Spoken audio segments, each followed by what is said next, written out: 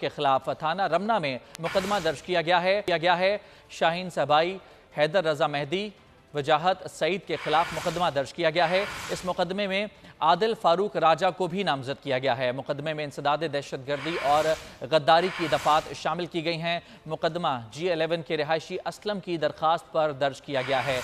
مزید آپ کو بتائیں کہ قومی سلامتی اداروں کے خلاف حملے پر اکسانے کے الزامات پر بیرون ملک مقیم تشدد پر اکسانے والوں کے خلاف تھانہ رمنا میں مقدمہ درج کیا گیا ہے۔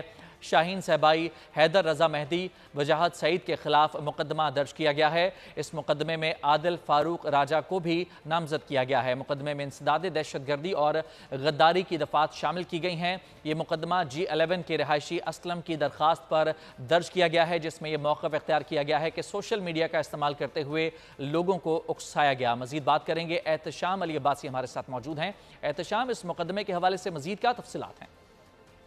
جی، قومی سلامتی اداروں کے خلاف حملے پر اکسانے کے الزامات ہیں۔ بیرون ملک مقیم تشدد پر اکسانے والوں کے خلاف تھانہ رمنا میں مقدمہ درج کر لیا گیا ہے۔ شاہین صبائی، سید حیدر رضا مہدی، وجاہت سعید خان کے خلاف مقدمہ درج۔ مقدمے میں عادل فاروق راجہ کو بھی نامزد کیا گیا ہے۔ مقدمہ انسداد دہشت گردی اور غداری کی دفعات کے تحت درج کیا گیا ہے۔ مقدمہ G11 کے رہائشی محمد اسلم کی درخواست پر درج کیا گیا ہے۔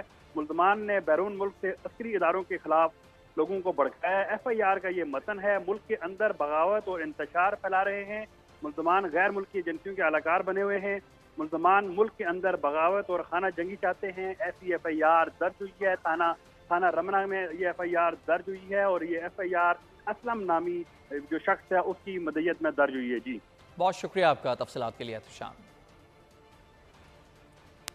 ایک اور خبر دیں آپ کو، الیکشن کمیشن کے فیصلے کے خلاف احتجاج کا کیس